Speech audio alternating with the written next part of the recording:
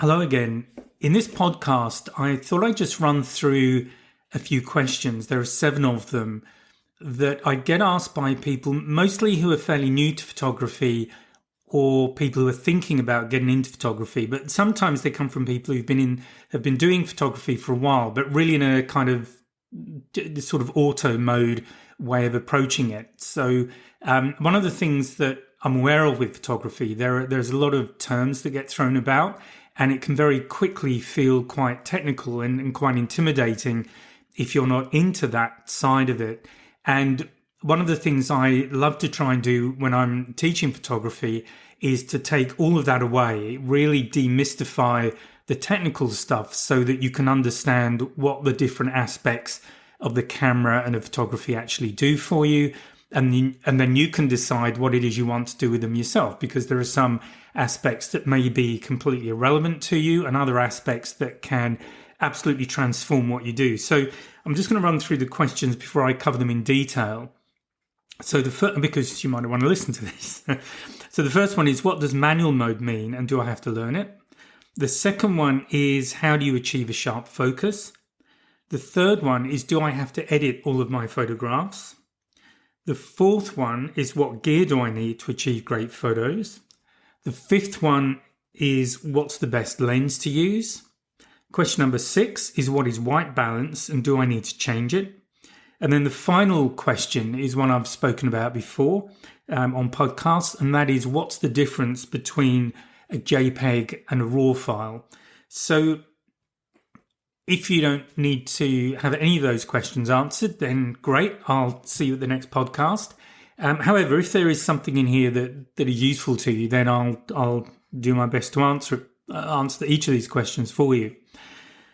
So the first one, what does manual mode mean and do I have to learn it? Well, manual mode is just one of the ways the camera can operate. And it goes back to a thing called the exposure triangle. So I'm aware I'm about to get a little bit technical, but I'll try and make it less technical. The exposure triangle is essentially the relationship that exists between the shutter speed, the aperture of the lens, so how wide open or closed off the lens is to let light in, and the sensitivity of the camera, or in the days of film, the speed of the film. Now, this intimidates a lot of people, but if you drive a car or a truck or whatever, you're already working with a relationship like this. And I like to compare it to what happens when you put your foot down on the throttle or on the gas. What happens there is that more fuel gets injected into the engine and your speed will increase. And that's the relationship. So that's one that if you drive, you're familiar with every day. And obviously, if you lift your foot off, less fuel is going into the engine and your speed will drop. Now, where people I think get tied up is that photographers who've been doing it a while will tend to talk about aperture numbers and all of this stuff. Now, they're useful to know because they give you a reference point and it's somewhere you can move beyond. And I'll come back to that in one of the other answers. But when you're driving your car, I'm pretty sure you've no idea what the pressure is of the fuel going into your vehicle, how many Newton meters it is, or however it's measured. You just know that when you put your foot down, presumably you know that more fuel goes in and you go faster. So that's the kind of level you can operate. So it's good to have a basic understanding of the exposure triangle.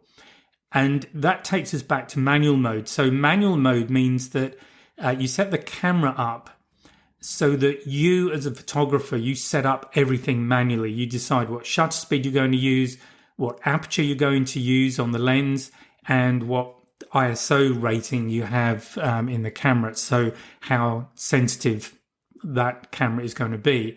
Now, the opposite to that is fully auto, and that's where the camera just calculates everything for you and sets everything up to get a good exposure. And then if you've listened to me talk about modes on a camera, there are some other modes that you can use between auto and manual, and I generally use one of those intermediate modes. So basically, to answer the question, and I hope this is making some sense, it's good to understand the relationship that manual mode is kind of making you get involved with yourself. So understanding that relationship between shutter speed, aperture, and ISO, the sensitivity, and understanding what each of those things do for you.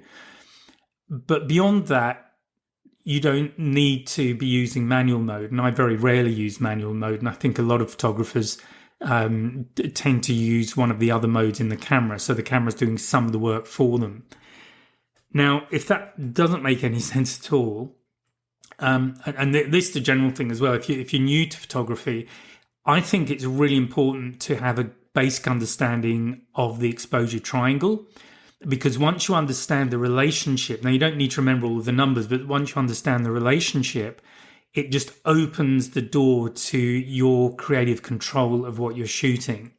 So it really is the difference between just taking snapshots in auto mode and then creating works of art, which is what you can do when you understand just how those three aspects of photography, what they do individually and how they interact. And once you've got that, and it really isn't that hard, it is really as hard as understanding the relationship between putting your foot down on the gas in the car and understanding what happens as a result of that.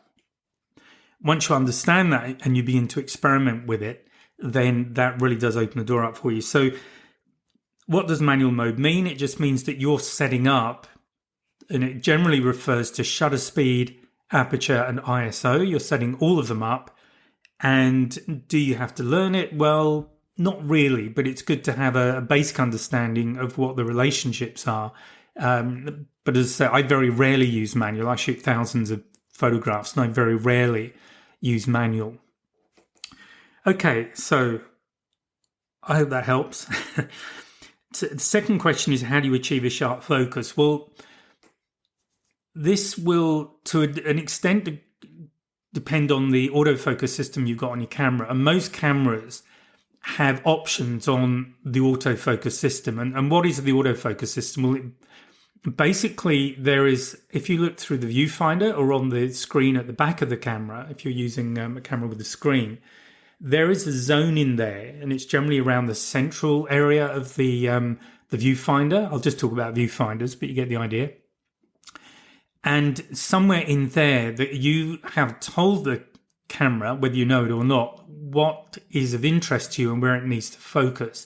Now, this does involve just having a quick look at your menus and understanding the autofocus manual and how it's set up. So, the autofocus settings and how it's set up for you.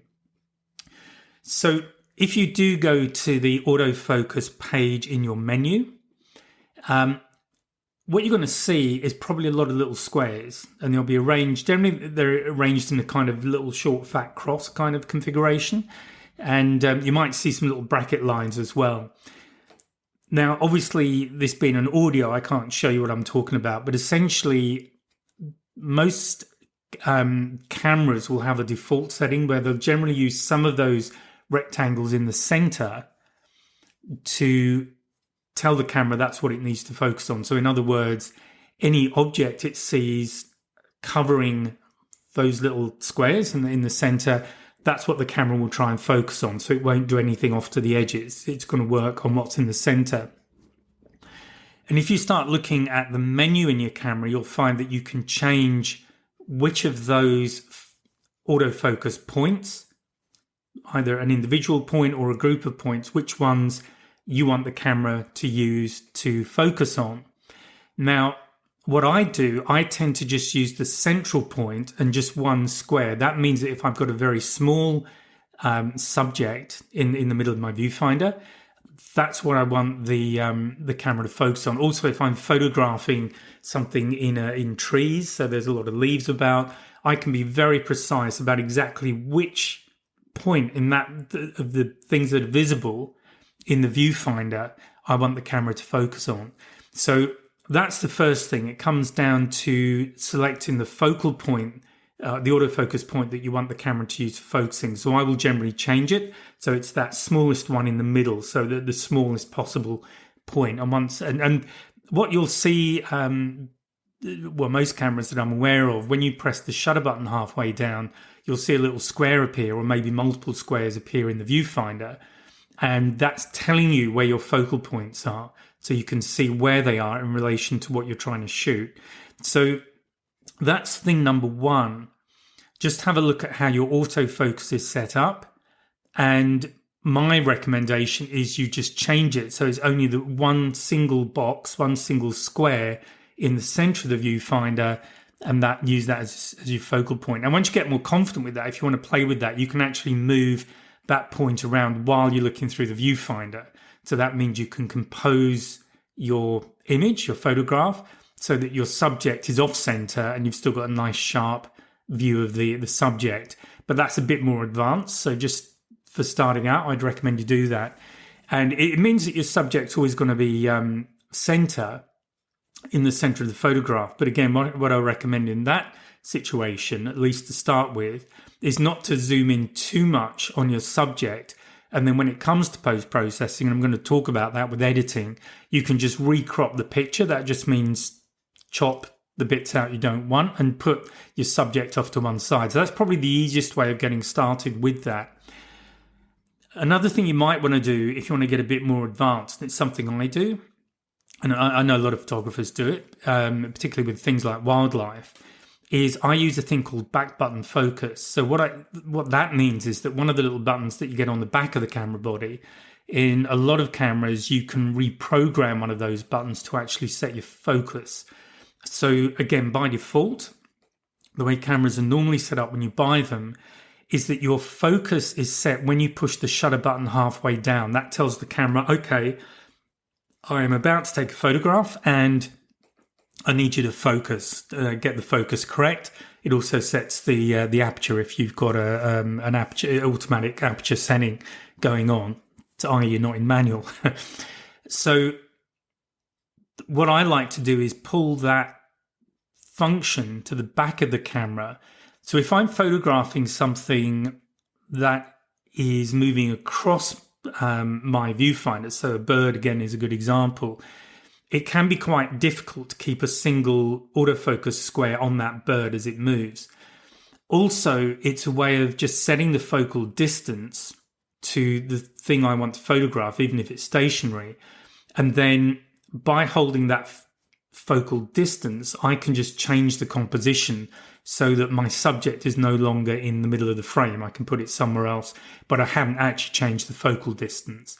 So again, these things are, first of all, things just to look at and see what your camera offers for autofocus. And if you can reprogram one of the buttons to give you back button focus.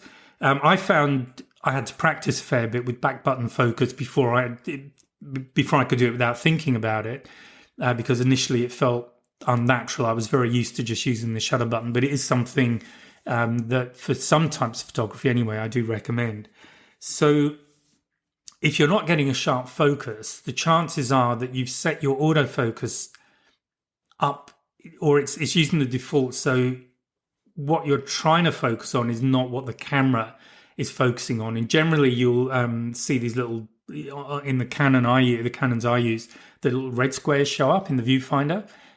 So if you're looking at those and wondering what they are, that's what they are. They're telling you where your focal autofocus points are set, and they need to be right over your subject. And as I say, if you can, I recommend you just go into the menus, change the autofocus so it's a single point. The easiest way to do that is just to have it in the dead center, because then you can carry on and do what you need to do by focusing dead center, and then recompose the photograph later. And then if you're feeling a bit more adventurous, you can either move that focal point around while you're looking through the viewfinder. So one of the buttons on the back, in fact, is normally to change the autofocus point. Again, you'll have to look at the instructions for your camera to get to use that if you want to. I generally don't. I just find it's distracting. I never really got into doing that. I have tried it a few times, but as I say, I much prefer back button focus. So I set my focal distance once, and then I can recompose and do whatever depending on what's happening in the viewfinder. Because I really want most of my attention, particularly with animals, to be on what's going on through the viewfinder. I want to be seeing what's going on with the animals and then take what I want to take from that. I don't want to be worrying about getting my focal point right and all of that, and then the animal moves and then I've got it wrong again, all this kind of stuff. So it does depend on the kind of photography you do. But for me, and that's all I can really share, that's the combination that's worked best for me, I've found. Okay, so the next question that I mentioned was, do I have to edit all of my photos? Well, the short answer to that is no. I edit pretty much everything I put out. So even if it just goes on social media, I will generally edit it. And the kind of things I'll do, one of them is to recrop it potentially, as I've already described, when it comes to just changing the composition of the photograph, because sometimes, particularly with wildlife, you have to just grab the shot very fast because what you're watching is some kind of activity. It might be a whale breaching, for example, but you don't have the time to compose it in the way that you perhaps would. So I would generally be pulled back a little bit, not be too tight on my subject. And then when I'm in post-processing, when I'm editing the photograph, I can really look at how I want to compose it and take my time over it. And sometimes it's as simple as just straightening a horizon. If I've taken a photograph of something at sea and my horizon's not level, I might just straighten it up or deliberately change it. So it can be very simple. The other thing that tends to happen in editing, though, is that quite often what you'll find is that the photograph that you get is not necessarily what you see. And here I'm thinking about things like sunsets. That's a classic example. You can be watching a sunset, it looks absolutely amazing, and you take a photograph of it and it looks really flat and uninteresting. And that's simply because the way the camera works and records light is different to the way our eyes and our brain combination works. So often you'll take a photograph and it doesn't look as vivid or as alive as what you saw. And the way to change that, generally it will be things like just changing the lighting a little bit, because the camera might not have been set up to allow the correct amount of lighting. You might want to change the contrast a little bit. You might want to change the saturation of the colors, or you might want to turn a color picture into black and white. So the thing with editing, you can begin to tweak a photograph so that it has more impact, or you can change it more dramatically. And here I'm thinking about taking all the color out, for example, and making it very contrasty. And that gives you a particular look. So to answer the question, do you have to edit all of your photos? Absolutely not. It's completely up to you. But if you do get into editing and just learn some little bits about whatever package you're using to do your editing, and if you're on a phone, it might be the on-phone editing. If it's on a camera, you may well have received some editing software when you bought the camera. And it doesn't have to be one of these, Photoshop or Lightroom or anything like that you have to pay for. For a lot of editing work, some of these very basic and very free, these free packages are absolutely adequate if they give you the results you want. Again, if you want to experiment with it more and get into it more, then absolutely it's then worth paying money for something that gives you a lot more options and you can change certain parts of the photograph. So then that goes into another level of editing and post-processing. But just to answer the basic question, no, you don't have to edit anything at all. It's completely up to you. The fourth question is, what gear do I need to achieve great photos? So some people think with an expensive camera, you're automatically going to get much better photographs. Yeah, maybe, but not necessarily. I remember years and years ago when I started, I remember reading something that said that the most important part of any camera system is the 12 inches behind the viewfinder. In other words, the person taking the photograph. And within limits, a good photographer can pretty much use anything and still get a reasonably good photograph. It's about understanding how the camera works, what it's doing, that relationship that I mentioned before with the exposure triangle. Once you understand that, you can pretty much pick up any camera and just have a quick fiddle around with the settings and you'll get good shots. It's also about the composition. It's being able to compose photographs. If you're photographing people, it's knowing how to work with people and how to get them to pose and look relaxed. And that, these skills have nothing to do with the camera you're using. This is about your skills as an artist, if you like, or certainly as a photographer.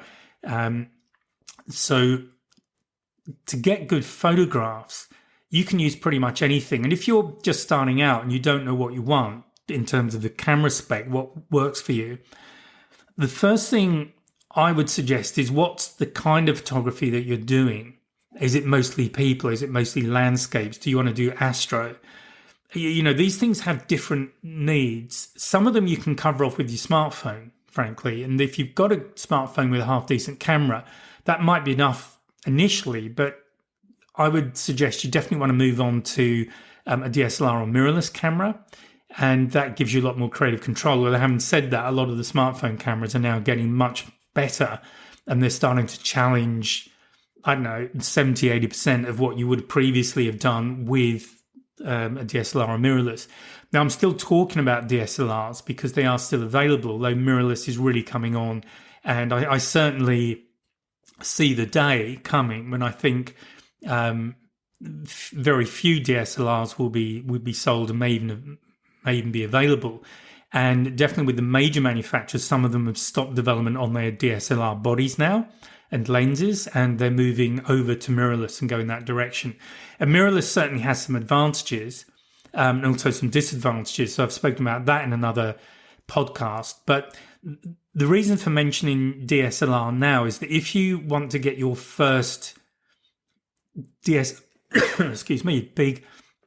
camera, DSLR mirrorless camera, one of the things to think about is getting a DSLR basic setup, basic kit. So what I refer to as a basic kit is a body with a wide angle zoom and then a short telephoto, maybe up to 200 mil telephoto lens. So nothing too extraordinary, but you should be able to get that kind of combination new for quite a low price, or even used at a lower price ideally.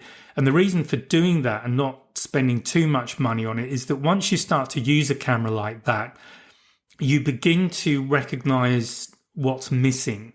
You'll realize there are things you're trying to shoot and that camera just doesn't do it. So that starts to tell you, well, this is what I need on the replacement body, which is the one where I would suggest you start to think about spending more money if you can on getting a higher spec body.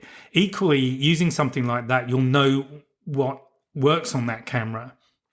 So there are going to be aspects of that camera that are absolutely right for the kind of photography you're doing.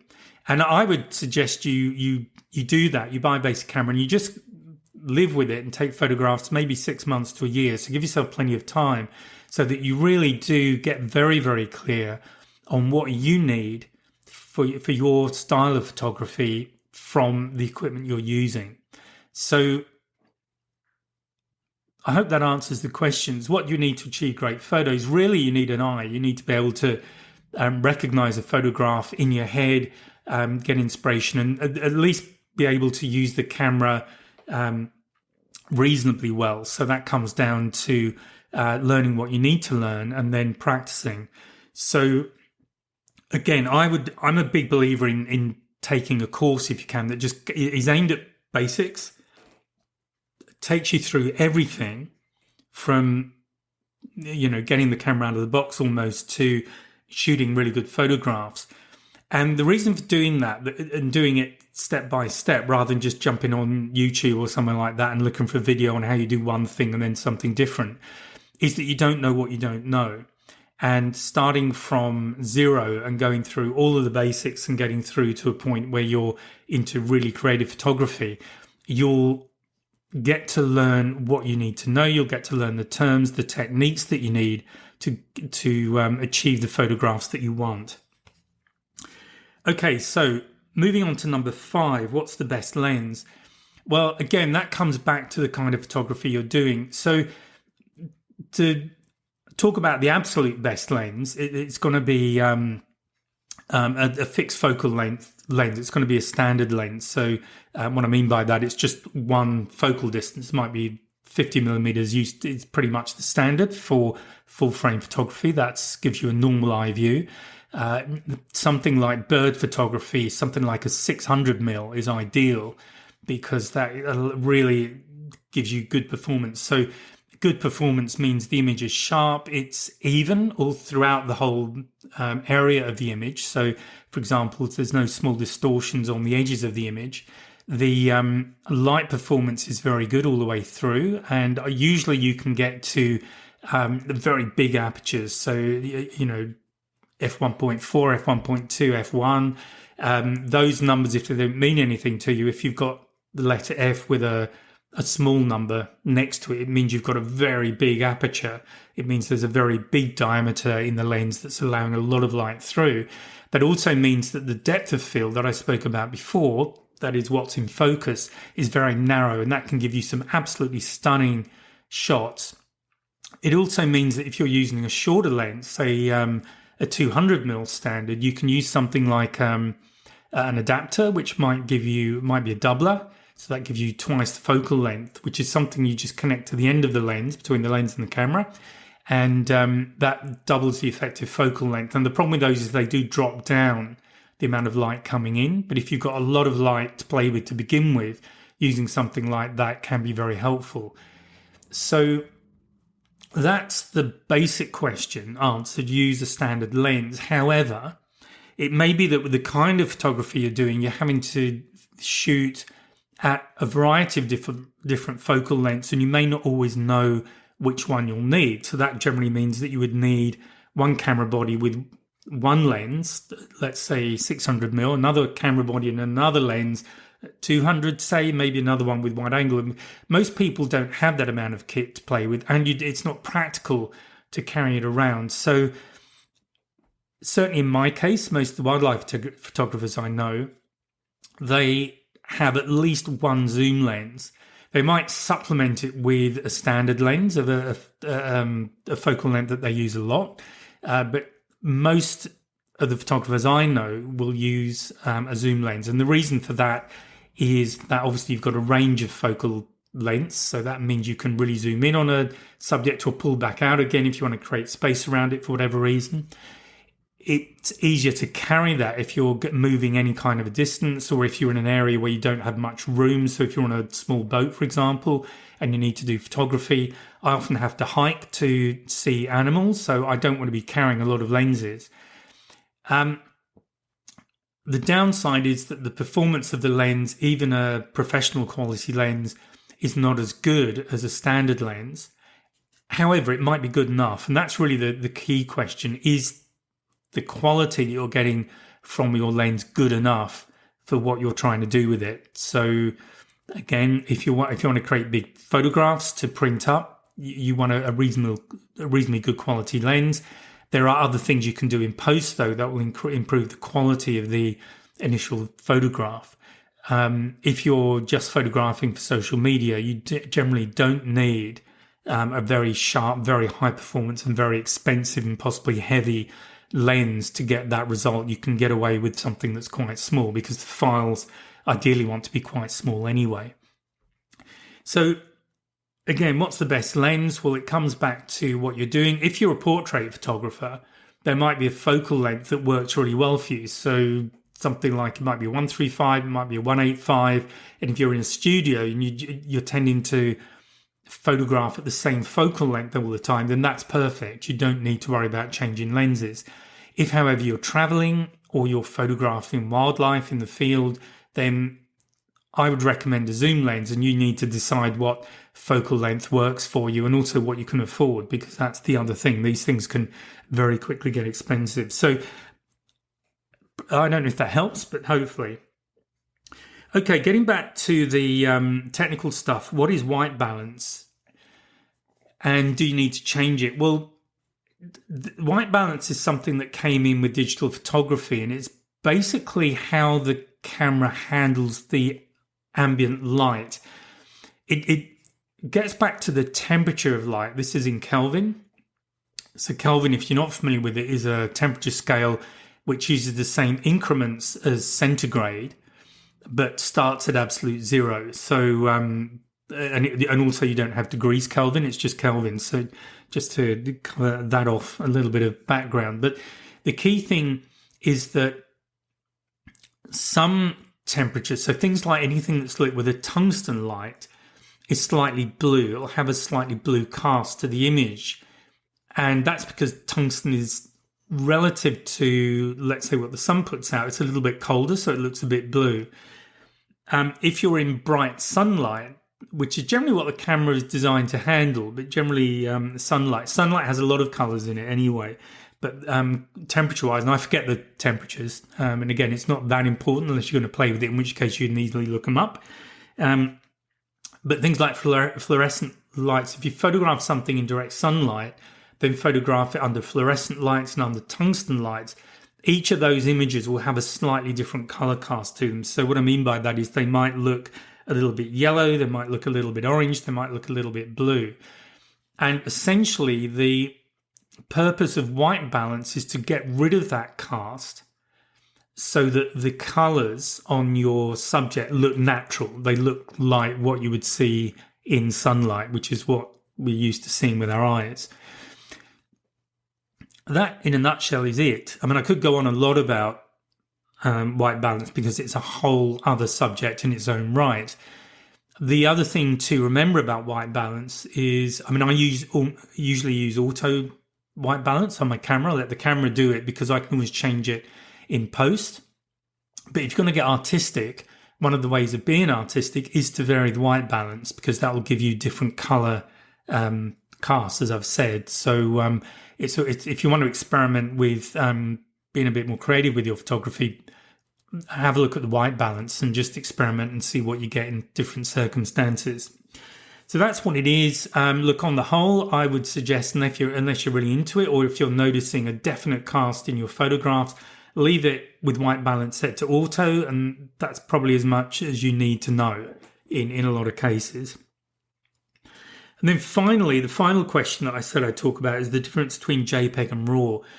So these are the digital files that are stored on the camera.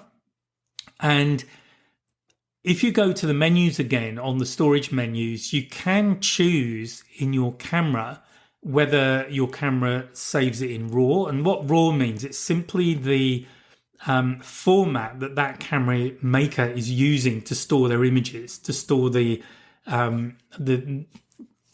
information about each pixel of that image, if you like to think of it that way. So it's the full information that camera is capable of storing. Now, you can, in most cameras I'm aware of, change how big that file is. You might have the full size, which is a lot of detail, or you might choose to make it smaller.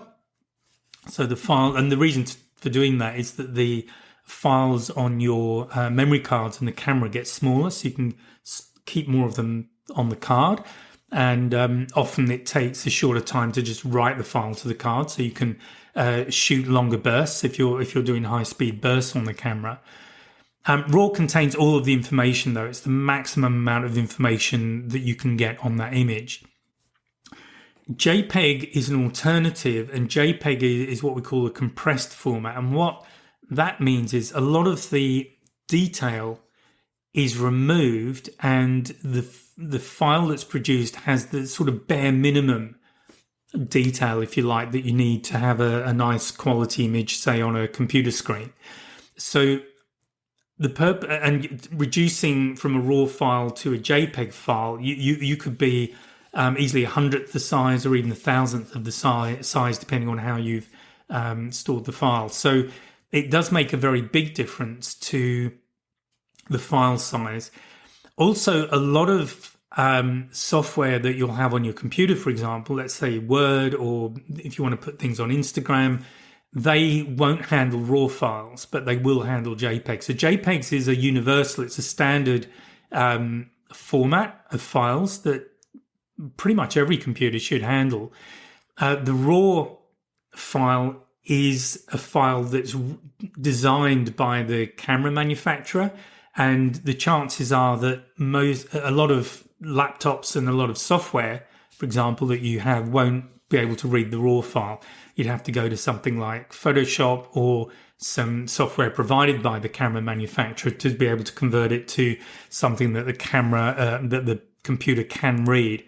So should you be shooting in RAW or JPEG? Well, I always shoot RAW simply because I can convert to JPEG later, but it gives me a lot more flexibility when it comes to editing the image. So I can do much more subtle things with colors, with tones, all of that, because all of the information is there. So I really can tweak the file to quite a large degree.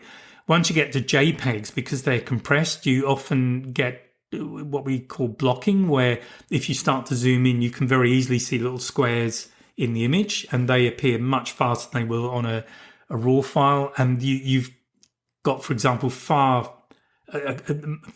much less in terms of color variation in a JPEG than you would have in a RAW file. So I can't remember what the numbers are actually, but with JPEG, it's like a question of a couple of hundred maybe, or a few hundred. In RAW, it's thousands. There's lots of very subtle shadings you can have in there. So again, it comes back to how do you want to use the photograph. If you're just going to stick them on Facebook or Instagram, JPEG is fine, and you can go straight from the camera or your phone onto Instagram or Facebook or whatever. If you want to produce fine art prints to stick on a wall, you absolutely have to start with RAW files. And the problem is that if you do start with a JPEG and you blow it up a little bit, it can look very obvious that the quality of the image, whether it's in a book or you might create a photo book, or if it's on the wall, having that compressed format, it does look different. It's not as fine a quality as if you go from the RAW and work from there. Even if your final version of an image is a JPEG, generally it's much larger and you'll have done other things in between. So, yeah, as I say, it's up to you again. My recommendation is if you're not sure, is to use RAW, because camera manufacturers generally give you a bit of software that allows you to edit, and one of those functions will be to convert to a JPEG. Or if you've got some standard photography software like Photoshop or something like that, that's not a problem at all. You can definitely save in JPEG, but that's the difference. RAW is a big file that has all of the information that's possible to get for that image, in terms of all the subtleties in color and contrast. And the JPEG is a very compressed form of that file, which has lost a lot of the detailed information, but is adequate for social media and for displaying on a computer screen. Okay, so I hope that's been useful, and I hope I haven't baffled you even more. My recommendation always, as I've said, is to get a training course if you're not sure, but get one that takes you right from the start, right the way through, because you don't know what you don't know. And I know people who've been photographing things for a while, maybe several years, and they do a course, and then certain pennies drop because they suddenly understand why certain things work the way they do, and they hadn't got that appreciation before because they'd missed a basic building block of that, building up that knowledge of photography. The second thing is to just get familiar with those aspects of your camera that I've spoken about. So, for example, how the autofocus works, and just experiment with it so you really understand it. And I find that I rarely change my autofocus, but I don't use the standard autofocus. As I've said, I tend to use the central point, so I can very quickly set my focal distance using back button focus, but then I recompose and use the shutter button to take the photograph, knowing that my focus is all good, even if things change with the subjects I'm photographing. Okay, as I say, I hope that's been useful, and I will speak to you in the next podcast. Bye for now. Oh, and one thing just before you go, please take a look at the 2026 Wildlife Calendar. That's available now. It's on the website. There's a link below the description of this podcast episode. So please take a look, and I'll speak to you next time. Bye now.